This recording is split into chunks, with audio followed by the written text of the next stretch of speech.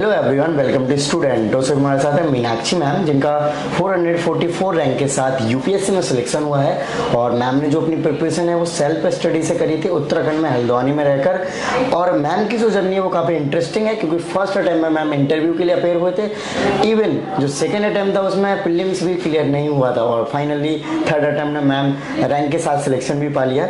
सो आज हम मैम से मैम की जर्नी डिस्कस करेंगे, कैसे उन्होंने प्रिपेयर किया, क्या बुक्स फॉलो करी।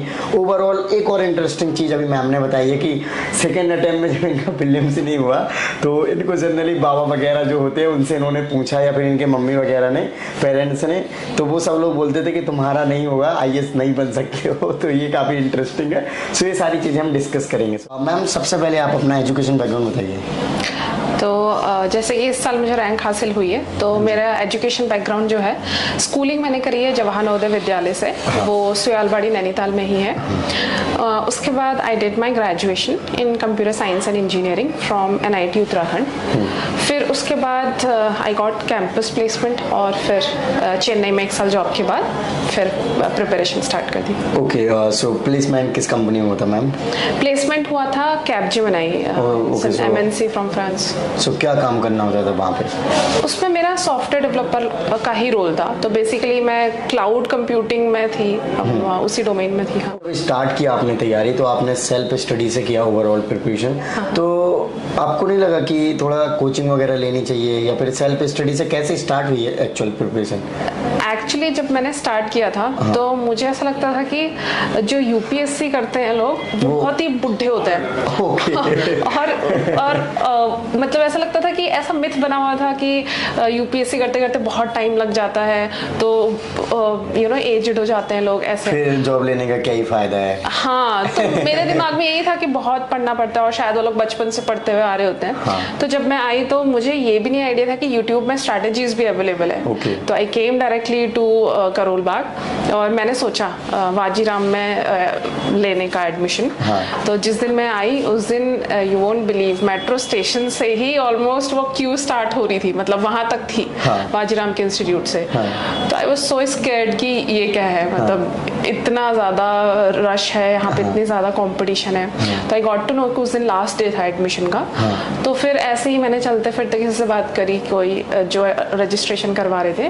उन्होंने मुझे कहा कि अगर आपने NCERTs नहीं पढ़ी है तो कम नेक्स्ट ईयर। तो उस साल फिर मैंने सोचा रहने देते हैं, and I gave a second thought to taking coaching. फिर उस समय लगा कि शायद GS हो जाएगा अपने से, अगर चाहिए तो ऑप्शनल का देख सकते हैं। तो फिर तब मैंने फिर खुद से सेल्फ स्टडी स्टार्ट करी। ओके, ऑप्शनल और मीडियम क्या रखा मैम आपने?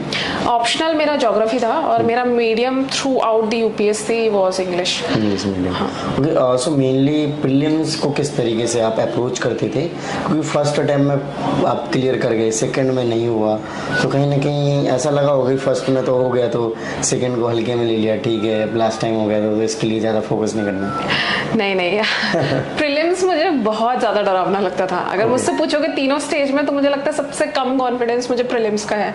अगर आज भी तुम मुझे दोबारा देने के लिए बोल दोगे तो I think I would not be able to clear. आप ये कह रहे हो कि सेकंड अटेम्प्ट में मैं शायद कुछ ज़्यादा ही कॉन्फिडेंट हो गई कि पहले में हो गया। तो पहली बार में भी कैसे हुआ मुझे पता है, वो कितना पैनिक करी थी मैं, और फिर क्या हुआ। तो सेकंड अटेम्प्ट में आई वाज ऑल प्रिपेयर्ड कि ठीक है, पहली बार में मुश्किल से हुआ है, इतना ज़्यादा पैनिक किया, तो इस साल नहीं होगा।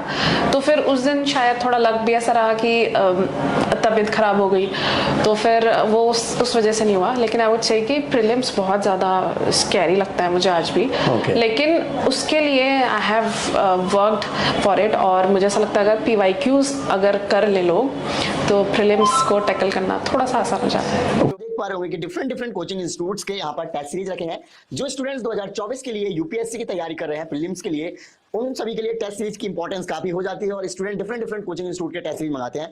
फ्रेंड्स, ये जो टेस्ट सीरीज है ये आपको स्टूडेंट्स बुक शॉप के द्वारा आप घर बैठे मंगवा सकते हैं। जैसे कि आप देख पा रहे होंगे अलग अलग कोचिंग इंस्टीट्यूट के, आपको जिस कोचिंग इंस्टीट्यूट के चाहिए आप ये जो नंबर देख सकते हैं, इस पर कॉल करके घर बैठे मंगवा सकते हैं। और ये 35-40 रुपए का एक टेस्ट पड़ता है, साथ में डिलीवरी चार्जेस अलग से आते हैं। तो आप उनसे जितने भी टेस्ट मंगाने, जैसे विजन के 20 टेस्ट आ गए हैं, सब्जेक्ट वाइज है, इसमें लास्ट में एक रिवीजन का टेस्ट है। तो इस तरीके से जितने भी कोचिंग के टेस्ट होंगे आपको सारे मिल जाएंगे। सो मैं अभी आपको 1 by 1 करके दिखा देता हूँ। और अगर अगर आप स्टूडेंट बुक शॉप से मंगाते हो जो कि दिल्ली से है, कोई भी टेंशन लेने की जरूरत नहीं है, क्वालिटी की और प्रिंटिंग की और साथ ही साथ आपके घर तक पहुंचाने की भी। सो कितने क्वेश्चन अटेम्प्ट करते थे आप प्रीलिम्स में? कोई एक मार्क सेट करके जाते थे कि आज 90 करके आने हैं, कैसे भी हो, बने चाहे नहीं बने 90 मार्क आने? मेरे लिए अटेम्प्ट करना मुश्किल होता था बहुत ज़्यादा। हाँ। कुछ मेरे फ्रेंड्स होते थे, they used to attempt 98 questions और कितने बार तो 100 पूरे के पूरे कर लेते थे।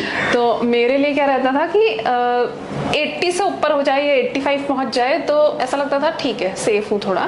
तो I used to attempt between 85 to 90, but again I would say कि ये हर एस्पिरेंट या फिर कैंडिडेट का अपना अपना है, क्योंकि कुछ लोग होते हैं बहुत ज़्यादा एक्यूरेट होते हैं तो वो लोग कम अटेम्प्ट करते हैं और उनका हो जाता है। मेरे केसेस में I tested myself during the mocks, तो मुझे लगा कि मेरा 85 से 90 के बीच रेंज ठीक है। ओके, सो प्रीलिम्स में जनरली हमें कुछ रिसोर्सेज को वो करना होता है कि ये रिसोर्सेज ही फॉलो करेंगे।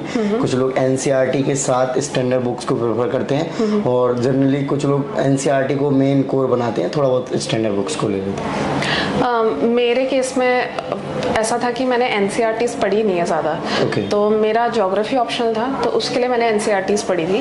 वो भी ऐसा था कि एक बार पढ़ के लगा कि शायद याद हो गई है, अब तो दोबारा कभी खोल के नहीं देखी उनको भी।